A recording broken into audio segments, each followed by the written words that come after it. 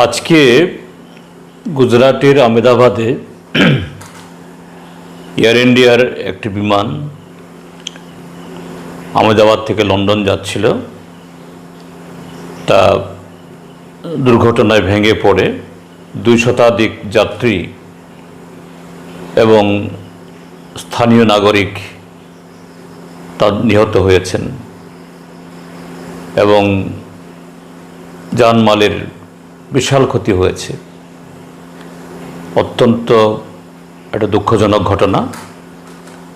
আমি আমাদের পার্টি রাজ্য কমিটির তরফ থেকে এবং ব্যক্তিগত তরফ থেকে এই ঘটনায় গভীর আন্তরিক যে আমাদের দুঃখ প্রকাশ করছি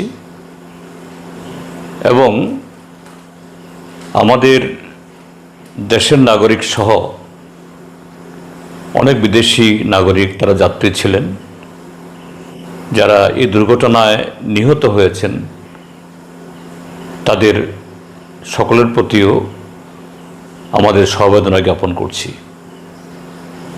এবং সরকারের কাছে এটাও দাবি জানাচ্ছি, যদি এই দুর্ঘটনায় বিমান ভেঙে পড়ার পর বা বিমানের মধ্যে কেউ আহত হয়ে থাকেন, ইতিমধ্যে নিশ্চয়ই উদ্ধার হয়ে গেছে, তাদের চিকিৎসায় যেন সর্বোচ্চ যত্ন নেওয়া হয় এবং ক্ষতিগ্রস্ত যে সমস্ত নাগরিক যেখানে জনবহুল জায়গায় বিমান ভেঙে পড়েছে তাদের প্রতিও সেরকম সহযোগিতা হাত যেন সম্প্রসারিত করা হয়।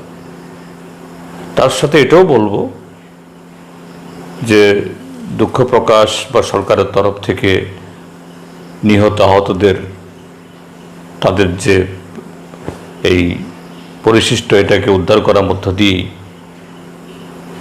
এটা সরকারের দায়িত্ব যেন শেষ না করে। অবশ্যই এটার উপর একটা তদন্ত হবে, এসব কোনো সন্দেহ নেই, কিন্তু কিভাবে যে এরকম যে এয়ারবাস ড্রিম লাইনার বলা হয়, এটা নাকি সর্বাধুনিক যে এই কোম্পানির আধুনিকতম বিমান, পরপর আমাদের দেশের এবং অন্য দেশেরও এরকম বেশ কিছু বিমান ইতিমধ্যেই দুর্ঘটনা ঘটেছে। এটা কেন ঘটল? এটা কি বিমানের এই যান্ত্রিক ত্রুটিগুলি সময় মতো চেক আপ ইত্যাদি না করার ফলে এসব হয়েছে, না অন্য কোনো কারণ? এটাও খতিয়ে দেখা হোক, নতুবা এই কোম্পানির এরকমভাবে অনেকগুলো বিমান ভেঙে পড়ল ইতিমধ্যেই, এটা গোটা পৃথিবীর কাছেই এটা অত্যন্ত একটা আতঙ্কের হয়ে একটা এই আতঙ্কের বিষয় তৈরি হয়েছে। তো এ নিয়ে আমাদের তরফ থেকে আমাদের এই প্রতিক্রিয়া আমি জানালাম।